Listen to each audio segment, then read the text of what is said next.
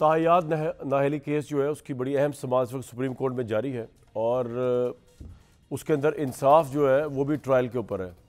Obviously ना इंसाफ को किसी से छीनते हुए नज़र आना चाहिए और ना इंसाफ को किसी पर निछावर होते हुए नज़र आना चाहिए।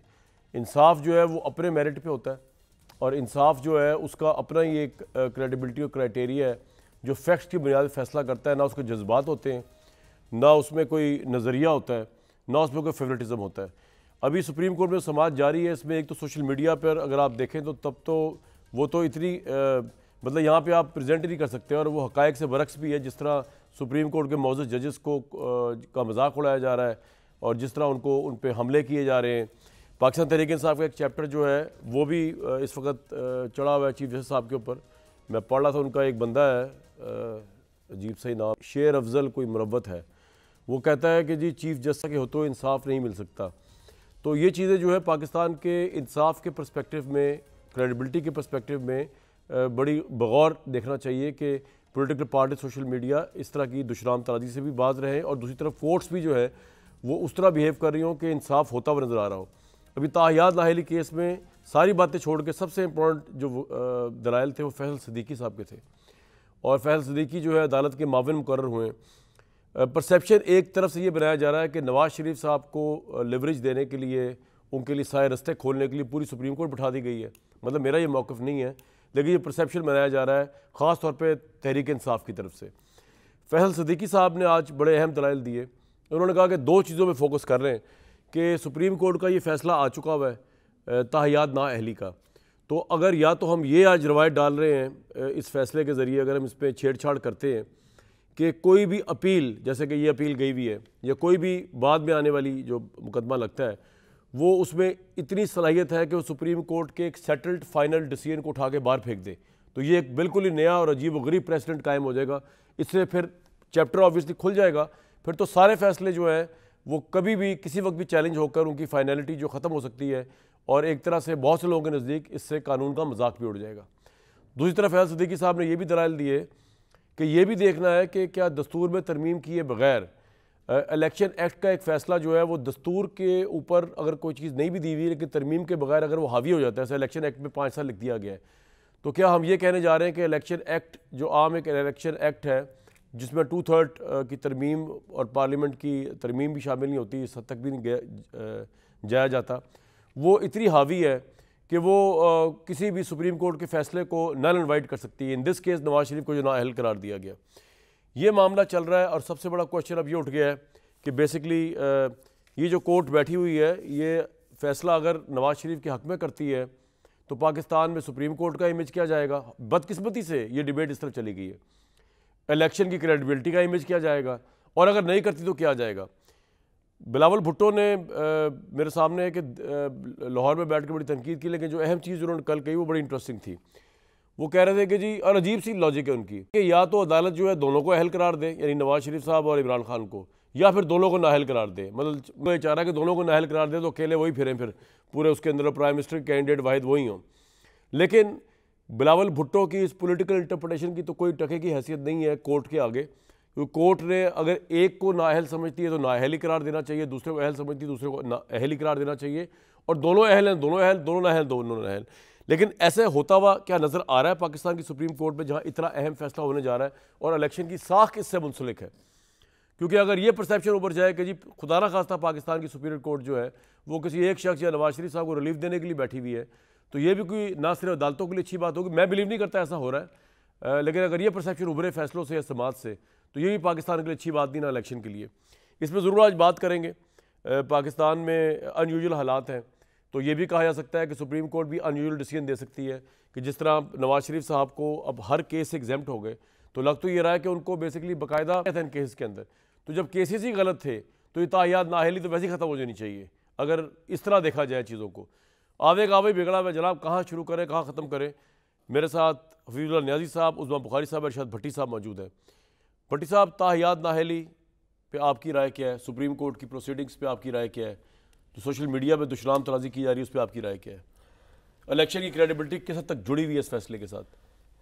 बहुत हद तक जुड़ी हुई है। वैसे मेरी तो ख्वाहिश थी कि साहिब इल्म और साहिब दानिश और मेरे भाई हफीजुल्लाह न्याई साहब से शुरू करें तो अगर बड़े लोग हमेशा बाद में आते हैं, लेकिन आज महफिल उनको दे दें उनको दे दें, क्योंकि मेरा और उनका पॉइंट ऑफ व्यू मुख्तलिफ है, लेकिन उनकी हिस्ट्री में बड़ी मज़े की उन्होंने अभी हमने इस न्याई साहब अनफॉर्चुनेट है जिस तरह सुप्रीम कोर्ट के इस हेयरिंग को नथी किया जा रहा है डिफरेंट रॉन्ग इंटरप्रिटेशन से, और आपके नज़दीक हेयरिंग बिल्कुल ठीक डायरेक्शन में जा रही है, क्योंकि नजर आ रहा है कि नवाज शरीफ साहब को रिलीफ मिलेगा इसके अंदर। देखिए जी कामरान शाहिद साहब, सर आप जैसे वेल वर्स्ड सिक्काबंद किस्म के जो मीडिया एंकर एनालिस्ट, अब वो ये तो जानते हैं हम सारे के ये जो हेयरिंग होती है तो कोई मतलब नहीं होता। अब दो चीज़ें जहन में रखें। पहली बात तो ये है कि अगर सुप्रीम कोर्ट आज ना बैठे तो क्या 8 फरवरी के बाद बैठे? अगर फायदा पहुंचा या नुकसान किसी को पहुंचना है तो इसे इलेक्शन के लिए पहुंचना है ना। बिल्कुल सही। तो वो कौन सा इंसाफ होगा कि जो मुझे 8 फरवरी के बाद मिले जो ना दें या ना दें अलग बात है, लेकिन एटलीस्ट मेरी बात तो सुने कि भाई मैं इस इलेक्शन में लड़ना चाहता हूँ हफीजुल्लाह न्याजी, तो मेरे बारे में आज आप करें। बिल्कुल सही। दूसरी बात यह है कि ये हम इतनी पोलराइज किस्म की हमारी सिस्टम बन गया है। आपने देखा है कि ज़रा जो जज भी एक आम लफ्ज़ है, जब बोला तो जाहिर है कि मुस्लिम नून और जितने तरीक़ इंसाफ के को जो जिनके हाथों तरीक़ इंसाफ के हाथों जो तले गए थे एक अरसे से और इन अदालतों के हाथों, तो उन्होंने उसका वो दरगत बनाई कि अब आप जब आम हालात में हम जब कहते हैं गुड टू सी यू तो लोग आगे से मुस्कुरा पड़ते हैं, यानी कि उसकी जो कॉनोटेशन है, उसकी जो मीनिंग है वही फ़र्क हो गई है। दूसरा अतम नल्ला साहब ने बात कही कि जी जो है इमरान खान के बारे में इनोसेंट है। अतम नल्ला साहब बड़े जय्यद किस्म के जज हैं और बड़े उनके बारे में दो ओपिनियन नहीं की जा सकती, और इनोसेंट इसलिए कहा कि वो मुल्ज़िम है और कानून में कहते हैं कि अनलेस प्रूवन गिल्टी। ये उसमें बीबी भी बैठी हैं, ये वकालत करती हैं, इनके तो खैर माशाल्लाह एक नस्लों से एक इनका शिकार माशाल्लाह बैकग्राउंड है, इनके वालिद भी बहुत बड़े हैं। जी वही ना, उनके वालिद साहब की उसी का जिक्र कर रहा हूँ। अच्छा, तीसरी बात यह कि तहरीक इंसाफ की एक अजीब व गरीब बदकिस्मती और बदनसीबी है कि उन्होंने काजी साहब के बारे में जो आज फरमा रहे हैं, ये काजी साहब के चीफ जस्टिस बनने से पहले नहीं फरमा रहे थे। जो जनरल आसिफ मुनीर साहब के बारे में आज फरमा रहे हैं, ये 29 नवंबर 2022 को, जबकि उन्होंने बनना ही नहीं था। काजी साहब को तो खैर पता था कि ये अक्टूबर में आकर उन्होंने चीफ जस्टिसशिप का ओहदा संभालना है, लेकिन जनरल आसिफ मुनीर साहब के बारे में तो कि उनको खुद नहीं पता था कि अल्लाह मियां ने पता नहीं किसको बनाना है, और 3 महीने पहले लॉन्ग मार्च किया और लोगों से हल्फ क्या लिए जा रहे हैं, जुलूस निकाले जा रहे हैं। तो इसलिए ये एक अजीब व गरीब बात है कि मैंने उनको अक्सर तरीके से वालों को कहता हूँ कि अगर काजी साहब ऐसा बिहेव कर रहे हैं तो आपको शिकायत नहीं बनती कि आप तो कह रहे थे कि वो यही हैं।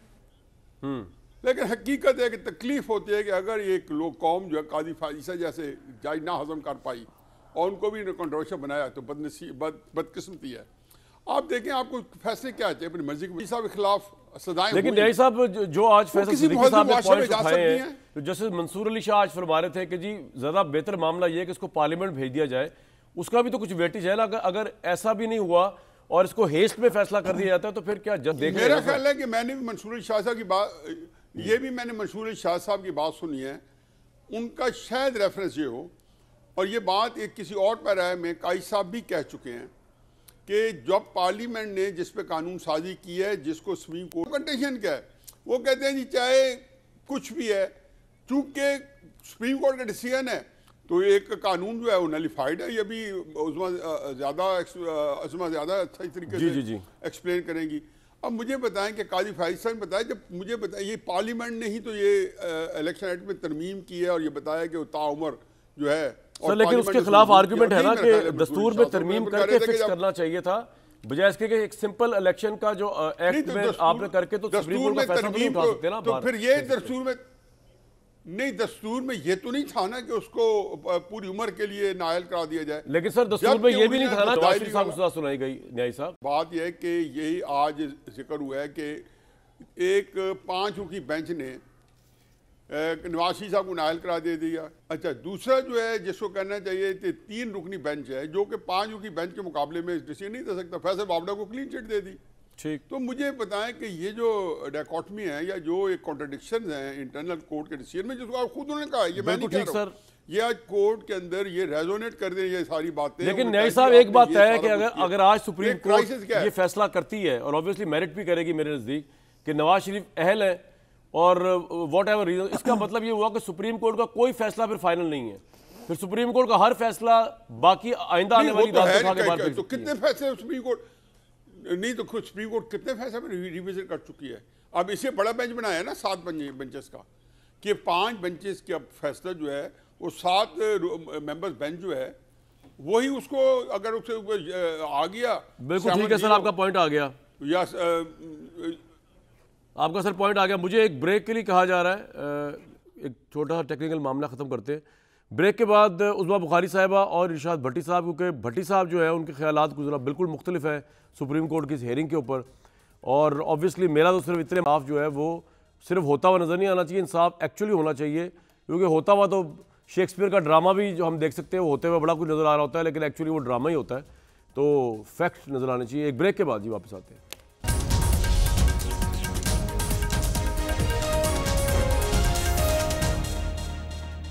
नवाज शरीफ साहब की ताहयात नाअहली को लेकर सुप्रीम कोर्ट में बड़ी अहम प्रोसीडिंग चल रही हैं।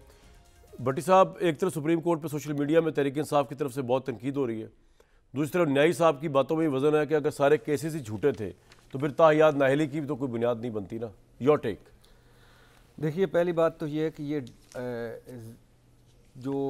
ये ज़हनों में रहे कि ये नाअहली ये जो सुना जा रहा है ये ज़ाहिर मियाँ मोहम्मद नवाज शरीफ साहब को फ़ायदा पहुँचेगा, और 7 रुकनी बेंच जो बैठा है, फ़ाइज़ ईसा काज़ी साहब को ख़ुद भी एहसास हुआ तो उन्होंने कहा कि ये मत समझा जाए किसी एक जमात की हिमायत का, ज़ाहिर है। और इसके अलावा है क्या, जब वो कहते हैं कि इलेक्शन सर पर है, फैसला जल्दी करना है, तो क्या मतलब है इलेक्शन के बाद फैसला कर लें?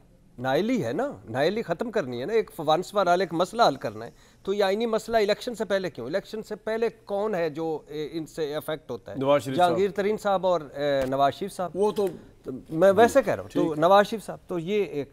दूसरा, मुझे समझ नहीं आती कि फ़ाइज़ ईसा काज़ी साहब कहना क्या चाहते हैं। कभी वो कहते हैं अगर यही कवानीन होते 2002 में तो कायदे आज़म भी नाअहल होते।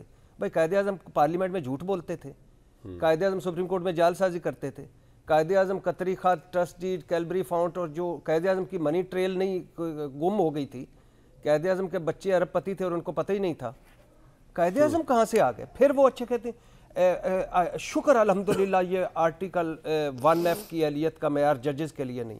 भाई, इसका मतलब है कि आप नहीं है इस पे पूरे उतरते। और डिक्टेटर की शिक है तो 40 साल उसके पीछे कई हुक्मरान डेमोक्रेट गए, उन्होंने बदली क्यों नहीं? रज़ा रब्बानी साहब कर सकते हैं 18वीं तरमीम। हाँ, बदले ना इसको, क्यों नहीं बदली? बदले इसको क्यों, अगर आप नहीं समझते। और फिर ये क्या हुक्मरान को सच्चा नहीं होना चाहिए? क्या हुक्मरान को ईमानदार नहीं होना चाहिए? क्या हुक्मरान को दयानतदार नहीं होना चाहिए?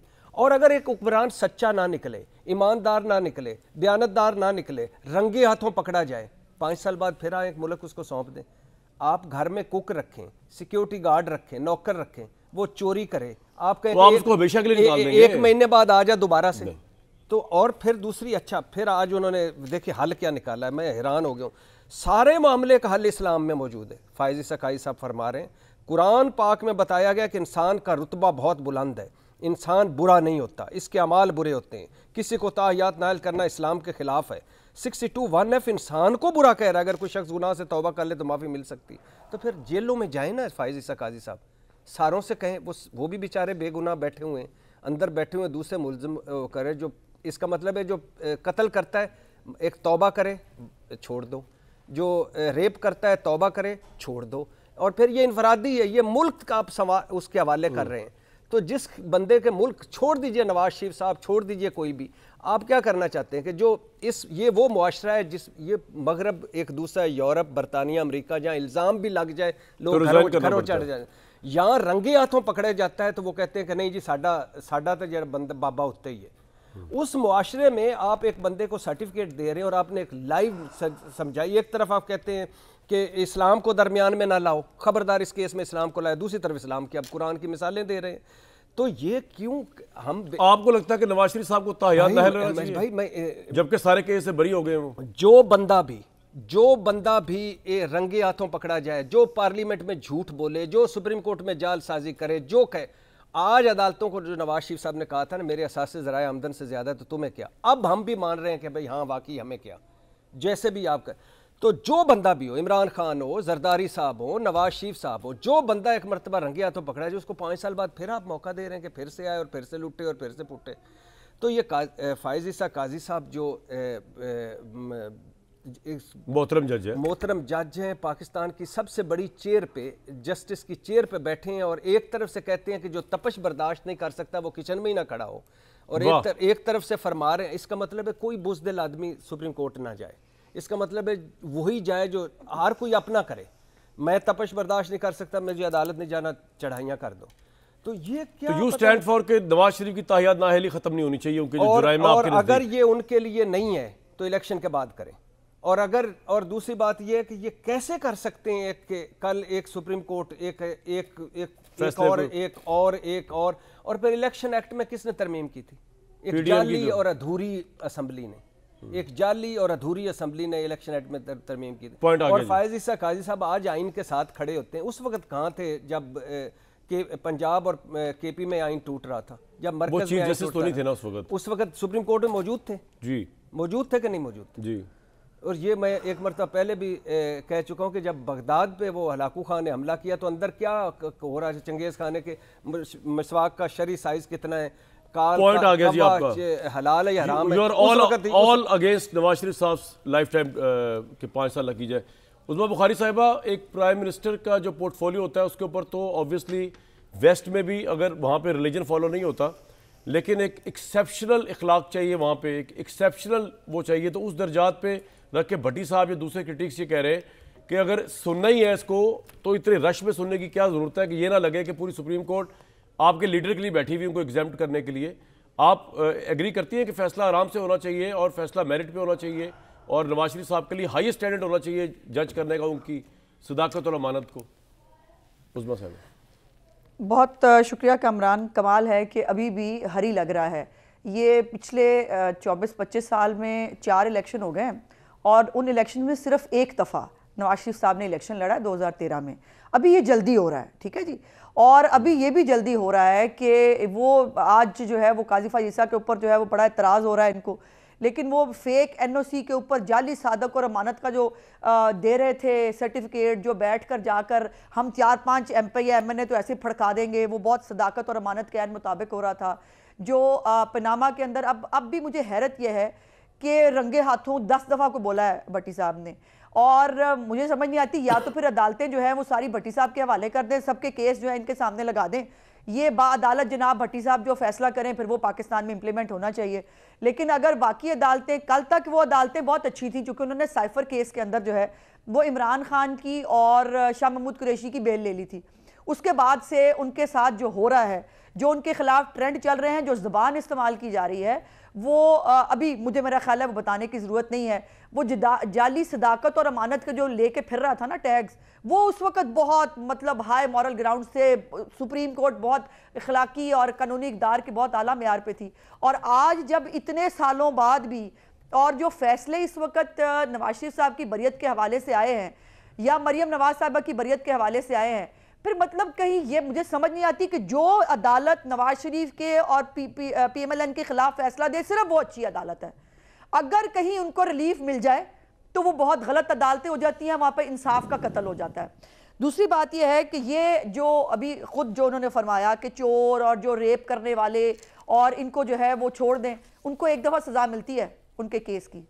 यही तो सवाल हो रहा है इस वक्त कि जो ये जो ताहयात नाअहली है, ये इसकी टर्म क्या है। अब इसके ऊपर मैं भट्टी साहब की बातों का मैंने जवाब दे लिया, अब मैं जरा थोड़ी सी कानूनी और आईनी बहस जो है वो करना चाहती हूं। इसमें एक सवाल मेरा कानूनी बहस पे कि जो आज फैसल सिद्दीकी साहब ने कहा, आप खुद भी लॉयर हैं, आप उसको किस तरह रिस्पॉन्ड करेंगी कि एक सुप्रीम कोर्ट का डिसीजन जो फाइनल हो चुका हो और पार्लियामेंट में आप तरमीम भी लेके नहीं आ रहे उसको अंडू करने के लिए, इससे तो रास्ता ही खुल जाएगा, हर फैसला जो चैलेंज हो जाएगा। फिर तो होना चाहिए, क्यों नहीं होना चाहिए? खास तौर पर ऐसे फैसले जिनकी पाकिस्तान ने बहुत सारी कॉस्ट भुगती है। क्या पाकिस्तान ने ये जो प्रोजेक्ट इमरान खान ने इसकी कॉस्ट नहीं भुगत ली? क्या पाकिस्तान ने जो है वो मुशर्रफ की जो एक एमरजेंसी से उसके मार्शल से लेकर आज तक जो हचकोले खा रहा पाकिस्तान, तो हमने बहुत सारी कॉस्ट नहीं भुगत ली। अब आपका जो सवाल है, देखिए यहाँ पर बहस क्या हो रही है। बहस ये है कि ये भी कहा आज काजी फाइसा साहब ने, उन्होंने कहा कि अगर ये क्या आईने पाकिस्तान में ये लिखा था तक ताहियात नाइली होगी, ये कहां से आई? ये खुद बनाई ना, जजों ने खुद बनाई, 5 जजों ने बैठ के। और अब अगर उससे बड़ा बेंच, और हमेशा ये लीगल प्रोसेस अडॉप्ट होता है कामरान साहब कि एक अदलिया अपने किए हुए फैसलों को सिर्फ अदलिया ही तब्दील कर सकती है, बाहर से आकर मैं भट्टी साहब आप नहीं कर सकते। अदलिया का अगर 5 रुकनी बेंच जो है उसका फैसला उससे बड़ा बेंच जो है उसको उसकी अपील को आके सुन सकता है। ये भी तस्वीर फरमा लें कि इसके अंदर मियां नवाज शरीफ साहब, बात ये है कि परसेप्शन वाइज जो है ना हो ये रहा है कि पहले आपके साथ ज्यादती हुई, अब एक और बंदे के साथ ज्यादती हो रही है, अब आप प्रिविलेज पोजीशन में हैं, ये हो रहा है इस मुल्क में। इंसाफ नहीं हो रहा इमेज वाइज। ऐसे नहीं है, नहीं कामरान, ये तो परसेप्शन। तो फिर वो देखे ना जिसके पास सबसे बड़ा प्रोपेगेंडा सेल है, जिसके पास बाहर बैठ के लॉबिंग फर्म्स है, जो बैठकर अभी भी जो है आईएमएफ को खत लिख रहा है धड़ाधड़ कि पाकिस्तान को पैसे ना दो, पाकिस्तान को डिफॉल्ट होने दो, उसके कॉलम छप रहे हैं, उसके बाहर बैठकर लोग जो है पाकिस्तान के खिलाफ कैंपेन कर रहे हैं। उसने चैन लिया इस मुल्क के खिलाफ कौन सी साजिश है जो वो आदमी नहीं कर रहा। लेकिन यहां पर दूसरी तरफ आप ये देखिए कि अब जो तमाम केसेस का फैसला हुआ पनामा का, उन तमाम केसेस के बाद मियां साहब बरी हुए, ताहियात नाइली अभी भी इनको मिलनी चाहिए क्योंकि हमें बुग़्ज़ नवाज शरीफ है। इसलिए जो है नवाज शरीफ को नहीं आना चाहिए क्योंकि हमें जो है हम उससे बुग़्ज़ रखते हैं, हमें जो है वो दूसरा। और ये मैं आपका पॉइंट यार, आप तो बहुत ही बुग़्ज़ी आदमी हैं। नवाज शरीफ मुल्क के साथ मुल्क के साथ साइफर के साथ खेल लिए। मियां साहब ने भी तो आखिरी एटमी धमाके किए थे ना। जी बिल्कुल ठीक है, नहीं हम अचीवमेंट्स की बात नहीं कर रहे। जब निक्सन को अकाउंट किया गया था, बाहर ले आया जब निक्सन को रिजाइन करना पड़ा था, तो वो ये नहीं कहा गया था कि आपके कारनामे नहीं है, वो झूठ बोलने पे किया गया था, कॉन्स्पिरेसी पे किया गया था। वो दो मुख्तलिफ चीजें हैं। कारनामे अपनी जगह पे होते हैं और मॉरल अपहोल्ड करना अपने आप को public office at the highest office, वो और चीज है। उनको इक्वेट ना करें आप। लेकिन वो फिर साबित होने चाहिए ना। बिल्कुल, मैं ये नहीं कह रहा कि नवाज शरीफ साहब करप्ट है, नवाज शरीफ साहब झूठ बोले हैं, झूठे हैं, वो मैं आपको ये कह रहा हूँ फिलोसॉफिकली दो चीजें मुख्तलिफ। जी कामरान एक मिनट मैं सिर्फ कामरान, अगर वाकई पैसे खाए हो ना, अगर रंगे हाथों पकड़े गए होते तो फिर एसेट की डेफिनेशन कानून से ली जाती, डिक्शनरी से ना लाई जाती। ठीक है, आपका पॉइंट आ गया। पनामा के अंदर से कामा ना निकाला जाता, फिर ये ना होता। उस्मान साहब, बिल्कुल मैं आपके बड़े क्लियर कट केसेस जिस बात की कदर करते हुए फैक्ट्स पे दोबारा बात करने की कोशिश करूंगा। भाई आपका मसला क्या है? आप कितना अब आपने नवाज शरीफ को सजा देनी है? ये बात तो सही उस्मान साहबा की कि 30 सालों में कितने इलेक्शन मिले उनको। अच्छा, पहली बात तो ये है कि किसने कहा है कि इमरान खान अगर इस शिकंजे में ना आए आ जाए तो उसको 5 साल दो और नवाज शरीफ को उम्र भर नायल कर दो। इमरान खान अगर नायल होता है तो करो। किसने कहा है? मेरे मुंह से सुना है कि इमरान खान को नहीं सुन लेना, आगे छोड़े सुने रुकें कि इमरान खान की जो सजा के खिलाफ जो अदालत देती है वो बुरी है और जो खिलाफ देती है वो अच्छी है। ये बुग़्ज़ इमरान नहीं, बात हो रही थी नवाज शरीफ की, इमरान खान की कर ले। वो 200 मुकदमे भुगत रहा है, अगर वो तायात नायल होता है तो होना चाहिए, उस शिकंजे में आना चाहिए। उस बंदे को नहीं करना चाहिए जो झूठ बोलता है। निक्सन अभी आपने बताया वो क्या किस वजह से निकला झूठ बोलने? ये क्लिंटन का मोनिका पे नहीं निकला था, उन्होंने कहा हमसे झूठ बोला है कि मैं जानता नहीं। और आप बात करते हैं ऊपर से कि हम हमारा जो मेरे बच्चों पर भी इल्जाम है, मैं घर चला जाऊंगा। और फिर बात करते हैं 1 पैसे का धेले का हिसाब है मेरे पास। फिर आप बात करते हैं कि जनाब स्पीकर हमारी 7 नस्लें हाजिर हैं, उनका एहतसाब हाजिर है। फिर आप ऊपर से कानून बदल लेते हैं। पहले सारे छूटे, टीटी वाले छूटे किस वजह से? बगैर केस चले। नायब तरमीम कर ली, अब मुजरमों ने अपने वकीलों के साथ मिलकर अपने केसों को सामने रख के नायब बदला और छूट गए। शहबाज शरीफ को मुजरिम कह रहे हैं, प्राइम मिनिस्टर थे। और जिस दिन वो फर्द जुर्म आयद होनी तो उस दिन वजीर आजम बन गए, जिस दिन बेटे पे होनी तो उस दिन पूरा टीटी केस चला है। उसके जिस जज ने उनके हक में फैसला दिया उसको, भाई जब एफआईए विड्रॉ कर जाए तो क्या करेगी? जब नैब विड्रॉ कर जाए तो क्या करेगी? एफआईए कौन है? हुकूमत पाकिस्तान है। एफआईए मेरे पैसों से, आपके पैसों से चलती है। हुकूमत मुद्दई सरेंडर कर गया तो ये बरी हुए हैं, मेरिट पे बरी नहीं हुए। नैब सरेंडर कर गया, बरी हुआ। हुकूमत सरेंडर करके नैब ने रियलाइज किया कि उन्होंने गलती की। भाई उनको किस तरह पता चला कि गलती की है?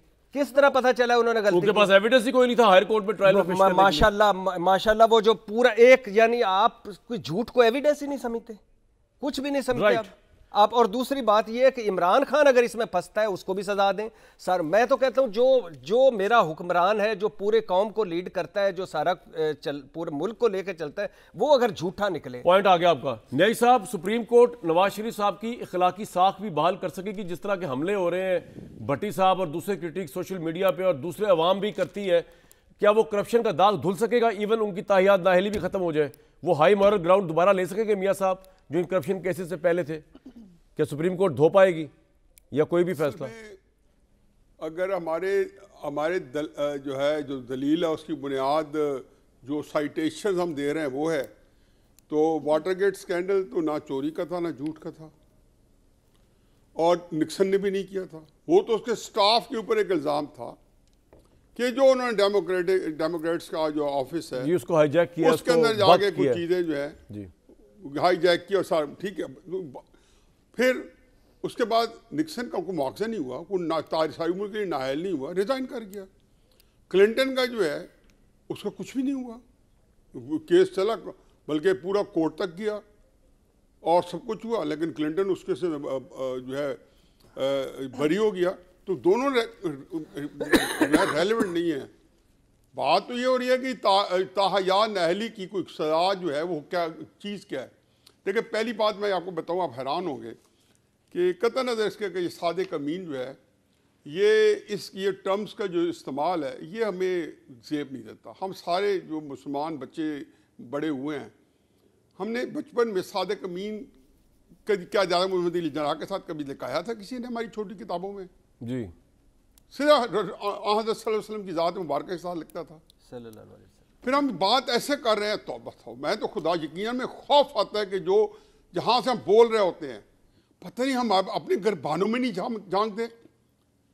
यही बात काई साहब ने कही कि यार ये जजेस जो हम फैसला कर रहे हैं हम क्वालिफाई करते हैं किसी के बारे में ये कहते हो कोई झूठ है। फिर तीसरी बात यह है कि कुरान के अंदर हैरान आप होंगे कि ना हदीस में कहीं झूठ की सजा नहीं है। ये पाकिस्तान का आईन नहीं देता है कि आपको एक सियासी पोजीशन को एक जज बैठ के एवेल्युएट करता है, सेशन जज, और वो कहता है कि नहीं साहब लेकिन झूठ की सजा तो पूरी दुनिया में है। पब्लिक ऑफिस होल्ड करके आप झूठ बोल ही नहीं सकते। मैं मान गया हूं भाई, मान गया हूं। अभी आप रेफरेंस देना, हमने इस्लाम को फिर क्यों दरमियान में लाया? मैंने कहा काई साहब ने यही बातें की है। काई साहब ने जिस तनाजर में की है वो की और तनाजर है। मैं तो कोशिश कर रहा हूँ कि भट्टी साहब की इतनी दिलपजीर गुफ्तगू सुनने के बाद, और अगर काई साहब तक मेरी आवाज़ पहुँच रही है, जो सुप्रीम कोर्ट का कोई बंदा उनका मामला हैंडल कर रहा है, तो यकीनन का बयान ले ले, यकीनन कोई रहनुमाई होगी कल जज अदालत में। जिस खूबसूरती से रिपोर्ट कार्ड बैठ के आज सारे कोर्ट का बताया कि कहाँ कहाँ वो गलती कर रहे हैं, बल्कि जो अल्फाज इनके वो तो मैं नहीं दोहरा सकता हूँ, मैंने तो उनके बारे में नहीं दोहराया था जिन्हें जब अदालतों का मजाक उड़ाते रहे थे 1916 से 2016 से लेके आज तक कि आओ बच्चे आओ तुम्हारी तहकीक करते हैं पैनामा के ऊपर। और फिर क्या क्या उनको जो हजीमत और शर्मिंदगी नहीं उठानी पड़ी कि व्हाट्सएप कॉल छोड़ो मारो गोली, क्या मुकदमे चले। मैं तो कहता हूँ शर्म आनी चाहिए नवाज शरीफ साहब की सजाओं वाले मुकदमे का जिक्र करते हुए भी। भाई शर्म आनी चाहिए Kamran ji sir on a fair note. नहीं मैं आप भट्टी साहब को क्यों नहीं कह रहा, मैं सबको कह रहा हूँ। अजीब अली मेरी इज्जत करता है, उसमें दिल से मेरी इज्जत करता है, तो वोट ना खत्म कराएं। ये लड़ाएगा नहीं, आप एक ग्रुप के लोग हैं, मैंने क्यों लड़ाना भाई? जी जैसा आप कंप्लीट करें यार, बात तो करनी है। जी सर। अच्छा बात यह है जी कि आपने जिसको कहना चाहिए कि जहाँ तक लेके गए वहाँ पे ये पाकिस्तान की तारीख का स्याह बाब है। इमरान खान को तो भी सजा हुई नहीं है, लेकिन नवाज शरीफ साहब नहीं साहब मुझे एक बात बताएं कि आपको इस सारे मामले में इमरान खान राइज करता हुआ नजर आ रहा है? इमरान खान को मिलना चाहिए अनफॉर्चुनेटली और फॉर्चुनेटली, या नवाज शरीफ साहब राइज करते हुए नजर आ रहे हैं कि वो जेल से बैठ के भी भाई इकोनॉमिस्ट में कॉलम लिख रहे हैं कि मेरे साथ पता नहीं क्या होगा, और वो छप रहे धड़ाधड़। आज उन्होंने इलेक्शन कमीशन के अरकान को ज़राइल इतला दी है कि धमकियां दी है इमरान खान ने। उन्होंने कहा कि भाई मैं तुम सबको देख लूंगा, तुम्हारी शक्लें भी मैं जानता हूँ, तुम्हारा नाम भी मैं जानता हूँ, आर्टिकल 6 लगाऊंगा तुम्हारे। तो ये जो कॉन्फिडेंस लेवल है, तो इसमें आपको उभरता हुआ कौन नजर आ रहा है, जेल वाला बंदा या आजाद बंदा? मैं तो ये परेशान हुआ हूँ। कामरान बदकिस्मती है कि बदकिस्मती से मुझे एडमिट करना पड़ता है कि इमरान खान इनसे ये जंग जीत चुका है एस्टेब्लिशमेंट से। अच्छा, सियासतदान कैजुअलिटी बन गए हैं। आज मैं बीबी को लास्ट टाइम मेरी बात पे और सारे मुस्लिम नून के लोगों को बड़ा गुस्सा आ जाता है कि वो जो है खूगर हमसे भी गिला नहीं सुनते। जब मैंने कहा कि ये इनको इरेलेवेंट बना के रख दिया गया। मुझे बताएं अब सियासत के अंदर कोई इलेक्शन आपने देखा गहमी है? वजह ये नहीं है, वजह यह है कि जिस तरीके से ये सारी जो प्लान की गई उसके अंदर ये था ही नहीं कि इधर आएगा। ये तो इत्तेफाक समझें कि बाजा साहब जो अल्लाह ताला ने की जो है मार में आ गए और उनको एक्सटेंशन ना मिली जो अपने आप को देना चाहते थे। इमरान खान उसको बड़ा करके पाला पोसा और बेचारे आसिम मुनीर साहब पे सवार करके चले गए और वो क्लूलेस हैं। और फिर जो लोग पाकिस्तान में इस ओहदे पे वारदातें करते हैं, चाहे अयूब खान हो, चाहे याया खान हो, चाहे मुशर्रफ साहब हो या जनरल बाजवा हो, इनके लिए कोई कानून नहीं है कि इनको सजाएं देने का कोई तरीका मौजूद है या नहीं मौजूद है। बिल्कुल ठीक। ये इतनी बड़ी वारदात है, हकीकत है कि मैं इतना फिक्रमंद हूं पाकिस्तान के बारे में। इसी वजह से हल नहीं है। एक फिक्र सुनते जाए, 8 फरवरी का इलेक्शन भी पाकिस्तान को तबाही की तरफ धकेलेगा और 8 फरवरी को इलेक्शन ना कराने भी पाकिस्तान को तबाही की तरफ धकेलेगा। यानी कि हर दो सूरतों में नई साहब तबाही की खबर सुना दी आपने। और माशाल्लाह जिस तरह आपकी जुबान मुबारक होती है। Catch-22 सिचुएशन है, damn you do and damn you don't. Damn you do damn you don't. यूसुफा साहिबा, किस तरह का इलेक्शन लेके आप लोग आ रहे हैं हमारे लिए तबाही बर्बादी? ऐसे इलेक्शन से तो इलेक्शन ना होना बेहतर था। नहीं, मैं नहीं समझ नहीं, मैं समझती हूँ कि तबाही बर्बादी जो है ना वो जेल में है। और आप देख लीजिए कि जब से वो जेल में है पाकिस्तान में डॉलर भी बेहतर हो रहा है, स्टॉक एक्सचेंज भी ऊपर चली गई है, पेट्रोल की कीमतें भी कम हो रही हैं। और जैसे ही इनके कागजात नामजदगी और इनकी वो साइफर में जमानत आई, आप डरते हैं पीटीआई से मुकाबला करने से। तो तबाही बर्बादी जब तक अंदर है तब तक पाकिस्तान में सुकून है। और ये तहरीक इंसाफ की बदकिस्मती थी कि वो उस ओवर कॉन्फिडेंस का शिकार हुए जिसका भी आप जिक्र कर रहे थे ना कि कॉन्फिडेंस बड़ा है। ये कॉन्फिडेंस नहीं है, ये ओवर कॉन्फिडेंस है जिसने उसको पहले भी मरवाया था। और पाकिस्तान की ये खुशकिस्मती थी कि इस शख्स का वो काला घिनौना चेहरा जो है वो पाकिस्तान के इदारों ने भी देख लिया। और भट्टी साहब के लिए मेरी सिर्फ इतनी सी गुजारिश है कि भट्टी साहब इतना साफ थी उसके बाद भी अगर पनामा जैसा 3rd क्लास केस जो है जिसमें पूरा मीडिया ट्रायल भी आपने कर लिया, सब कुछ करके देख लिया, उसके बावजूद भी अगर आपका बेंचमार्क ये है ना, और दूसरी तरफ एक वो आदमी है जो यू टर्न लेने को, झूठ बोलने को अफसोस होगा आपको समझता था। ठीक है। तमाम तर ट्रायल एक ब्रेक के बाद पूछते जी भट्टी साहब से, ब्रेक के बाद नवाज शरीफ पे कुछ साबित नहीं कर सके, लेकिन अभी भी नवाज शरीफ। बिल्कुल ठीक है। और मैं जाते जाते आपको बता दूं, ब्रेक से वापस आके भट्टी साहब से पूछेंगे जो कह रहे हैं कि बेंचमार्क कितना घटिया बनाया आपने पनामा केस। अब इंटरेस्टिंग खबर एक चली छोटी सी, वो फटा पड़ा हुआ था एक सीट के ऊपर NX 121 पे, तो वो उसमें लग रहा है कि यार सादिक साहब जो है उनको नहीं मिलेगी। लेकिन जिसमें फटा कभी नहीं हो सकता वो है कि हमजा शहबाज शरीफ की NX 118 की सीट पक्की हो चुकी है, NX 19 की मरियम नवाज साहिबा की पक्की हो चुकी है। ये होती है फैमिली पॉलिटिक्स। एक ब्रेक लूंगा जी।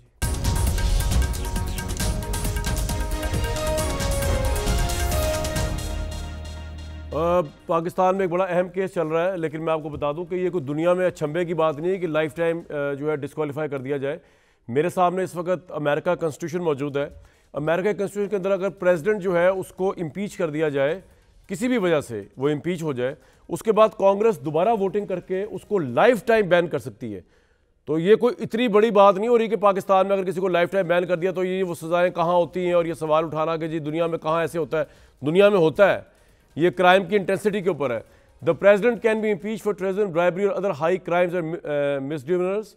The Senate may impose a further penalty of disqualification from holding any federal office in the future, and this requires a separate vote and a simple majority of 51%, unlike the 2/3 majority. और ये life time के लिए भी वहाँ ban कर सकती। भट्टी साहब, इसके बावजूद आप बुग़्ज़ नवाज शरीफ मुब्तला हैं। मैं इस चक्कर पहुँचा हूँ और आपको मिलना कुछ नहीं है इससे। मैं भाईजान हुब्बे पाकिस्तान में मुब्तला हूँ। वाह।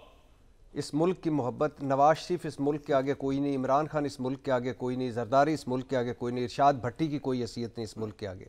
मेरे मुल्क को जो लूटता है और जिस 5 बर्रे आज़मों में जदादें बनती हैं, पनामा लीक्स इस्टेब्लिशमेंट या 5 जज सुप्रीम कोर्ट के नहीं लाए थे।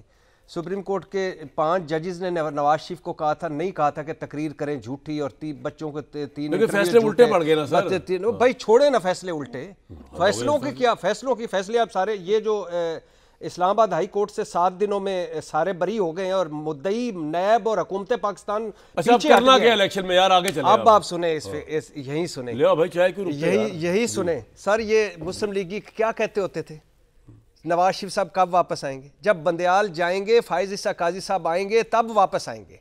ये अब पिछला रिकॉर्ड बंदियाल साहब से ग्रीवियस थी ना, उनका कोई इंसाफ वाला जज आएगा तो उनके नजदीक जी जी, और कैसा इंसाफ हुआ है? इस इंसाफ पे आप खुश हैं? इस इंसाफ पे नैब विड्रॉ कर तो कोर्ट क्या करे यार? और भाई नैब कौन है? नैब हम है ना, हम है। इस मुल्क की अखलाकियात विड्रॉ कर गई, असूल विड्रॉ कर गए, मंतक विड्रॉ कर गए, सारा ये जीत गए, सारे सब जीत गए। फिर ये यार जरदारी साहब भी सच्चे हैं, नवाज शरीफ साहब भी सच्चे हैं, सब के सब सच्चे हैं। सब इजी लोड वाली मुल्क लूट के ले गई सारा, सब राइट। यानी आप अभी आपने ये क्या पढ़ा है? ये अमेरिकन प्रेसिडेंट इम्पीच होने के बाद दोबारा 51% वोट पड़े, अगर कांग्रेस सेपरेट करे उस पर वोट तो उसको लाइफ टाइम भी कर सकते हैं। हाँ, तो आप बताइए अब ये कोई है कि 40-50 लोग बैठे और वो इलेक्शन? जी उस्मा साहिबा, न्याय साहब को जाला। जी उस्मा साहिबा बताइए। मुझे समझ नहीं आ रही कि आप तो मेरे पॉइंट की बात कर रहे हैं लेकिन बगले जो है वो शायद भट्टी साहब बजा रहे हैं। मैं यही तो कह रही हूँ कि कोई 5 जज जो है ना वो किसी इमरानी मोहब्बत में बैठ के फैसले नहीं देते किसी को ताहयात नाहल करने के।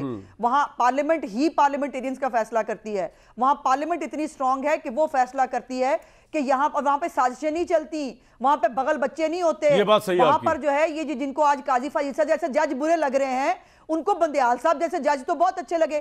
क्या आज खोसा साहब को और बाकी जो पनामा के बेंच है उसको पता चल रहा है सिसिलियन माफिया क्या होता है? ठीक, बिल्कुल ठीक। गॉडफादर असल में कौन होता है? जो बैठ के कहता है मैं आर्टिकल 6 लगाऊंगा। आर्टिकल 6 ना हुआ, पिंकी पीरनी साहिबा के हीरो के फरमाइशें हो गई जो पॉइंट आ गया जी आपका, कहीं भी हो सकती है। पॉइंट आ गया। और वो जो है वो आर्टिकल 6 को ऐसे लगा रहे हैं जैसे गाजर मूली है, पहले सियासी मुखालफिन के खिलाफ, अब मेरे खिलाफ फर्द जुर्म क्यों लगाई? तौहीन तुम करो, मैं कहां से वो आईजी तुम्हें नहीं छोड़ूंगा। और वहां से शुरू करके ये 10 साल की जो इसकी तशद्दुद पसंदाना किस्म की आपका पॉइंट आ गया। ये कौन से मुल्क में होती है मुझे बताइए?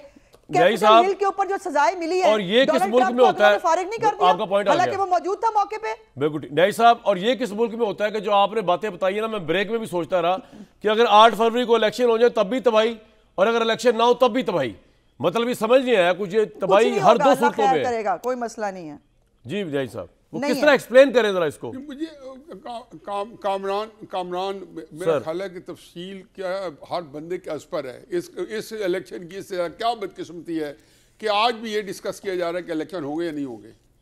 चलो आपके लेवल पे नहीं हो रहा, लेकिन एक लेवल पे तो हो रहा है ना कि यहाँ पे, तो इससे ज़्यादा क्या बदकिस्मती है। दूसरी बात यह है कि रोज़ाना जो है तफक्कुरात है, हर चीज़ पर खदशात है, और लगता ही है कि कुछ ना कुछ होने वाला। मैं तो जिसको कहना चाहिए कि जिस तरह के लोग मौजूद हैं, फिर जो सूरत हाल ज़मीनी हक़ाइक़ हैं, फिर आप एक सियासी जमात को आपने जो वो क्या कहना चाहिए बदकिस्मत अगस्त 2018 कि आपने उसको उठा के बिठा के पूरे निज़ाम को दरम बरम करके फिर उसके बाद उसको पाला, उससे लॉन्ग मार्चेस करवाई इसी एस्टेब्लिशमेंट ने, और उसको लेके चलते रहे कि ताकि शहबाज शरीफ हुकूमत पे दबाव आए, वो इस्तीफा दे, नया इलेक्शन कराए, निगरान हुकूमत हो, बाजवा साहब जो है ताहयात आर्मी चीफ रहे। उसके बाद आप ये तवक्को करते हैं कि आप भी बोएं गंदम और 4-6 महीने बाद जब फसल कटाई की तैयार हो तो एक्सपेक्ट करें कि जाओ क्यों नहीं हुआ? हजूर ये तो कटाई यही साहब, कभी कोई किसी का मतलब ये बात तो तय है कि इलेक्शन तक इमरान खान जेल में और Nawaz Sharif is going to be the prime minister, ये बात तय हो गई है। ये बात तय है, लेकिन इलेक्शन देखो ना, ऐसे इलेक्शन अब कराएंगे ना, तो इलेक्शन को अगर उन्होंने पब्लिक को वोट डलवा दिया तो फिर आप हर तरह की इवेंचुअलिटी के तैयार रहें। मसलन मुझे यकीन है कि जो मियाँ साहब के जो बॉडी लैंग्वेज है वाहिद पाकिस्तान का सियासतदान है जो मुझे लगता है, और मैं गलत हूँगा, कि वो ऑफ कलर है। मतलब एक एपैथी है उनके अंदर, एक लगता है कि उनकी अदम दिलचस्पी जिसको कहते हैं इलेक्शन के प्रोसेस में, जो नहीं होगा, लेकिन कम से कम उनके चेहरे के ऊपर वो शाशियत नहीं है या गर्मजोशी वाला जो इलेक्शन में किसी सियासतदान के ऊपर होता है। हो सकता है मुकाबला ना फील कर रहे हो किसी से, वन साइड मुकाबला लग रहा हो। क्यों जी भट्टी साहब, क्यों मुकाबले का इशू नहीं है, वो ही नोस के वो समझदार है। ठीक जी भट्टी साहब, वो इसी 7-8 दिन पहले उन्होंने बात कही थी और बड़ी पते की बात कही थी। उन्होंने कहा था जी कि हमने अपनी सियासत जो है, उन्होंने कहा जी हम अगर ना संभालते 10 अप्रैल को तो ये ठीक है बर्बाद हो गया। इमरान खान साहब क्या तो अच्छा, मैंने ये कहा, मैंने कहा मियां साहब आप बिल्कुल ये सही कह रहे हैं, मुल्क बर्बाद हो गया था, लेकिन ये बर्बादी आपके गले में नहीं आनी थी। बाजवा जानते, इमरान खान जानता, मुझे भी तकलीफ होती है पाकिस्तान बर्बाद हो गया है, लेकिन मैं जब पाकिस्तान को बचाने के लिए आऊं, अपने आप को बर्बाद कर बैठूं, मैं ऐसी सर आपका पॉइंट आ गया, शायद आपको नजर भी जल्दी 5 सेकंड में। नहीं, नवाज शरीफ साहब, जरदारी साहब, मौलाना साहब इररेलेवेंट हो चुके हैं इस वक्त सियासत, और अगर ये हुकूमत बना लेते हैं तो वो बयानिया लेस हुकूमत होगी, परफॉर्मेंस लेस हुकूमत होगी, मकबूलियत लेस हुकूमत होगी। फ्रेश नजर नहीं आ रहे नवाज शरीफ साहब बॉसों को, क्या हो गया भाई? मेरे एक पॉइंट ले ले, जी नहीं साहब, जी नहीं साहब, नवाज शरीफ साहब बहुत, जी नवाज साहब, जी नहीं साहब, उसमें बात कर लो, उसमें बात कर लो जी उस्मा साहिबा फैसला। बस मैं यही कह रहा हूँ कि देखिए इलेक्शन हमारी कौन सा इलेक्शन है जो किसी ने मंशूर, ठीक है सर, मशहूर जिसमें ना हो जी उस्मा साहिबा, क्विकली 10 सेकंड। मैं कह किसी कौन सा इलेक्शन जो बयानी और मंशूर साहब बहुत फ्रेश बता देना कि फलां बंदे ने न्याजी साहब, सत्य नवाज शरीफ साहब बहुत फ्रेश है, सत्य खैरा है इस मुल्क को, इमरान खान कोई इंडिस्पेंसिबल टाइप की चीज नहीं है कि वो पॉलिटिक्स में नहीं है। जी मैं आपको जाते जाते एक बात बता दूं, अपनी जिम्मेदारी पूरी करूं कि मेरे सामने खबर आई कि भारत में बढ़ते हुए मालियाती जराइम जो है ना, वो खित्ते के लिए तो खतरा है, लेकिन फेटफ वालों को भी देखना चाहिए इस पर, क्योंकि अभी फेटफ में बैठना है। भारत जो मालियाती जराइम के लिए बास कवानीन तो बनाए हैं, लेकिन उन पर अमल दरामद टोटली नहीं हो रहा। मेरे सामने न्यूज़ पड़ी हुई है, भारत में इन्फोर्समेंट डायरेक्टोरेट के कानून नाफिज करने वाला इदारा, जिसे मनी लॉन्ड्रिंग, गैर मुल्की ज़र मुबादला के कवानीन के खिलाफ वर्जी की तहकीकात करने की जिम्मेदारी दी गई है। इसके इदारा शुमार के मुताबिक इस डायरेक्टोरेट के जरिए सिर्फ 14 अफराद और इदारों को सजाएं सुनाई गई, जिनमें एक हाई प्रोफाइल केस भी है। गुज़िश्ता 14 साल के दौरान मनी लॉन्ड्रिंग के 2300 और गैर मुल्की करेंसी के खिलाफ वर्जी के तकरीबन 14,000 मुकदमा दर्ज किए गए। भारत के 41 बैंक भी दहशतगर्दी को माली ताउन फराहम करने बतौर मददगार साबित हुए। ये जरा यूरोप और फेटअप को देख लेना चाहिए। बेतहाशा बदनवानी, बैंकिंग जराइम, मालियाती फ्रॉड की बड़ी मिसाल Nehru Modi PNP bank fraud 3600 crore, कारोबारी स्टॉक ब्रोकिंग लिमिटेड 250 करोड़, विजय मालियाती फ्रॉड कॉस्ट वगैरह केस वगैरह सब मौजूद हैं। इसकी इतने बड़े फ्रॉड की सूरत में फेटअफ क्या करेगा? अक्टूबर 2021 में महाराष्ट्र और झारखंड में गैर मौजूद अफराद से 7 किलोग्राम और 400 किलोग्राम यूरेनियम भी बरामद किया गया था। बड़ी खतरनाक सूरत हाल है जी पूरे इस खत्ते के अंदर। और गुज़िश्ता 2 दिहाइयों में भारतीय जौहरी तनसीबात से 200 किलोग्राम जायद जौहरी और ताबकार वहाँ गायब हो गया। ले जी, ना अहलियत का मामला चल रहा है। आपको ताज्जुब होगा अगर नवाज शरीफ साहब अहल हो जाएंगे? कोई ताज्जुब नहीं होगा। मुझे दीजिए जी नेक्स्ट वीक तक के लिए इजाज़त। मेला सजा